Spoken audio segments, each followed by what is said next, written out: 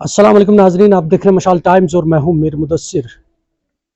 जम्मू कश्मीर के कोने कोने में अक्सर देखा जा रहा है कि फ़ौज का काफ़ी सारा जो योगदान है वो आवाम की तई देखने को मिल रहा है। जगह जगह प्रोग्राम्स मुनक्कद होते हैं।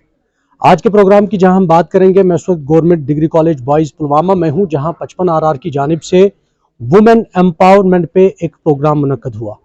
इस प्रोग्राम में ना सिर्फ डिग्री कॉलेज के बच्चे और बच्चियों ने हिस्सा लिया, बल्कि जो दीगर लोग हैं, ख़वातीन हजरात हैं, उन्होंने यहाँ पर इस प्रोग्राम का भरपूर कर इसमें शिरकत की। इस प्रोग्राम के ज़रिए से एक मैसेज ये दिया जा रहा है कि जो ये औरत है, इसका मकाम कम्युनिटी और सोसाइटी के अंदर क्या है।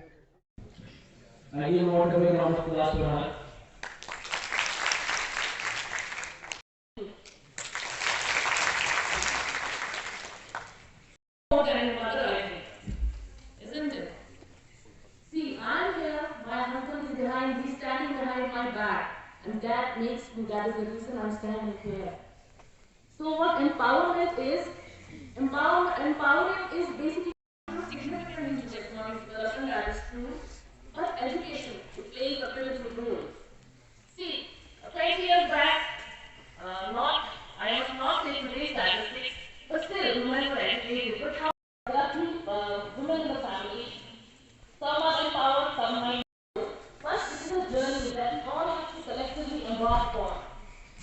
So now I would like to say that we have to join hands to create a world where every woman has the opportunity to shine and contribute her unique brilliance to the tapestry of our shared existence. So on behalf of all women, I would like to say that. So I will be calling here Ulfa Taha, sponsor for GDC Women Pulwama. Ulfa follow this Ulfa Taha. So, as one of the participants, Farah, is she there? Is her participant? So it was a very heart-touching story of your mother who has struggled in the phase of life. Like it must be around 20 years back. But I think the credit goes to your father. Your father has broken the role of women in our society. As we know, women plays a number of roles in our society. Like she plays the role of mother, and she plays the role of a daughter, and plays the role of a wife. मैं ये कहूँगी कि हमें किसी से women empowerment या empower करने के लिए भीख मांगने की जरूरत नहीं है, नहीं है, क्योंकि हम ऑलरेडी एम्पावर्ड है।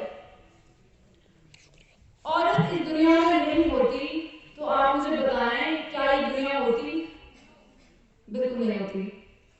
थोड़ा जोर से बताएं, आप मुझे भी लगे कि आप सुन रहे हैं मुझे। तो इस दुनिया का तो मतलब कोई बेस ही नहीं होती अगर औरत नहीं होती।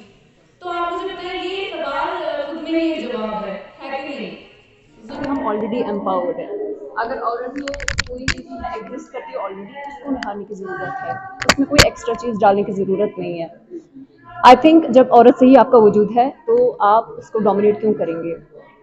ये मेरी मैसेज है आज की पब्लिक से। हमारे साथ हमारे मेहमान हैं, लेकिन मैं पहले तारुफ देना चाहूँगा आज के प्रोग्राम के हवाले से भी और मेहमान का भी। डॉक्टर लीज़ा हमारे साथ है आज के इस प्रोग्राम में। हम बात वुमेन एम्पावरमेंट की करते हैं। जहाँ हम जम्मू कश्मीर की बात करेंगे तो मुख्तलिफ जो प्लेटफॉर्म्स है वहाँ इन प्रोग्राम्स का इनेकाद किया जाता है और ये बताया जा रहा है कि एक औरत, उसको समाज में कितनी इज़्ज़त और कितनी कदर है।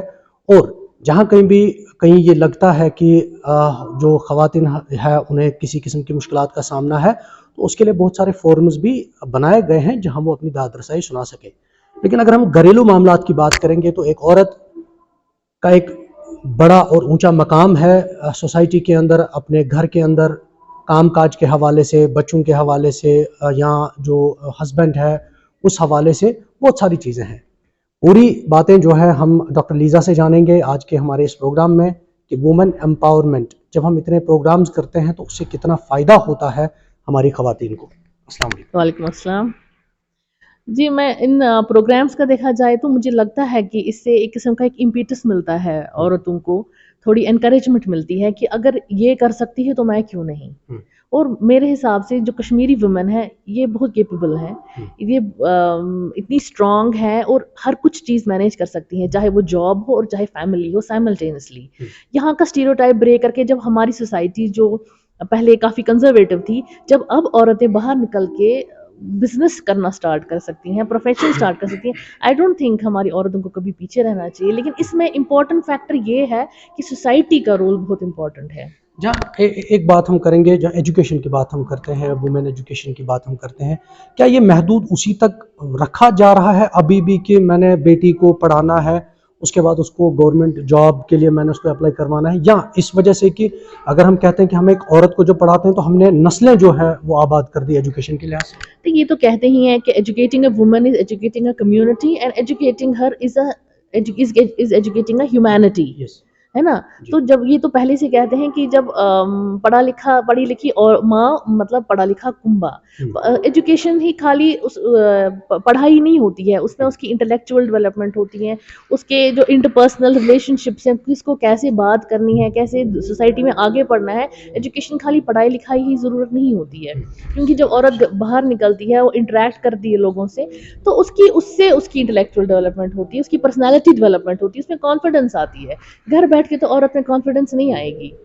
ہم نے کافی وقت سے دیکھا ہے سول ایڈمنسٹریشن ہو، جموں کشمیر پولیس ہو، یا جو این جی او فارمز ہیں یا فوج ہیں، وہ اس طریقے کے پروگرامز جو ہے وہ کر رہے ہیں. کیسا لگتا ہے ان پروگرامز کے ذریعے سے کیا میسیج جاتا ہے سوسائٹی میں؟ یہ ہونا چاہیے کیونکہ اس سے ان کا مورال بوسٹ ہو جاتا ہے. جو یہ پروگرامز ہوتے ہیں ٹائم ٹو ٹائم، جب عورتیں دیکھیں گی کہ باقی عورتیں کہاں پہنچی ہیں اور اس کو لگتا ہے کہ اس کو ایک قسم کی مطلب ایکسیپٹنس ہے کہ مجھ میں ہے یہ کیپیبلٹیز، میں یہ کر سکتی ہوں، وہ کر سکتی ہوں. آئی تھنک ان پروگرامز کو کافی مطلب بوسٹ ہو جاتے ہیں وہ. آج اگر ہم دیکھیں تو مرد کے ساتھ ساتھ عورت کا بھی نمایاں رول ہے سوسائٹی میں.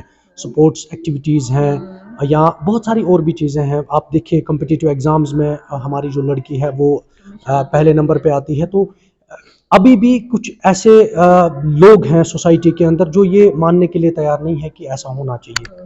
دیکھیے یہ تو ہر سوسائٹی میں ہوتا ہے کرٹیسزم. کچھ پرسنٹیج آف پیپل تو ایسے ہوتے ہیں جن کو اچھا نہیں لگتا ہے. تو اس کا مطلب نہیں نا ہے کہ اس مائنورٹی کی وجہ سے ہماری عورتیں پیچھے رہیں. جو کیپیبلٹیز ہیں، جو ہم سوسائٹی کو بینیفٹ کر سکتے ہیں اپنی سروسز سے، اپنی کیپیبلٹی سے، وہ پیچھے نہیں رہنی چاہیے. تو society has to play a role. ان کو اپنا مائنڈ سیٹ چینج کرنا ہے ایسے لوگوں کو جن کو اچھا نہیں لگتا ہے کہ عورت کو ایسی چیزیں. ابھی مائنڈ سیٹ کے لیے چینج کرنے کے لیے کیا کچھ کرنا پڑے گا سوسائٹی کو آگے آنے کے لیے، تاکہ عورت کو بھی وہ بوسٹ ملے جو چاہت رکھتی ہیں، اور کہاں پہ کمیاں ہیں جس کو دور کرنے کی ضرورت ہے؟ مجھے لگتا ہے کہ یہ پروگرامز کافی ہیلپ فل ہیں اس ریگارڈ میں. ہاں اس وجہ سے یہ ساری چیزیں ایگزیکٹلی. ہاں ڈیبیٹس ہم کر رہے ہیں کہ عورتیں کیا کر سکتی ہیں، ایگزامپلس ہم کوٹ کر سکتے ہیں. میڈیا کا تو آئی تھنک اچھا رول ہے اس میں. Thank you ma'am. Okay thank you. تو یہ ہمارے ساتھ آج کے مہمان تھی ڈاکٹر لیزا، جنہوں نے واضح طور پہ بتا دیا کہ آج کی عورت جو ہے وہ کسی سے کم نہیں ہے. دیکھنا یہ ضروری ہوگا کہ سوسائٹی کے اندر جو باتیں کی جاتی ہیں عورت کے حوالے سے، اور یہ کہا جاتا ہے کہ عورت کا صرف گھریلو کام ہے، اس کے علاوہ وہ کچھ اور نہیں کر سکتے. لیکن جہاں ہم اس کا دوسرا پہلو دیکھتے ہیں تو آج کل عورت ہی ہماری افسر بھی ہے، عورت ہی ہمارے ملک کی نمائندگی بھی کرتی ہیں. اگر ہم پریزیڈنٹ آف انڈیا کی بات کریں گے تو وہ بھی ایک عورت ہی ہے. ہمیں بہت کچھ سیکھنے کی ضرورت ہے تاکہ ہمارا جو معاشرہ ہے وہ مقابلہ جو ریسٹ آف دا کنٹری ہے وہاں کے ساتھ کر سکے. میں پروگرام کے ساتھ میں میر مدثر آپ سے دوبارہ روبرو ہوں گا. تب تک کے لیے دیجیے اجازت. اللہ نگہبان.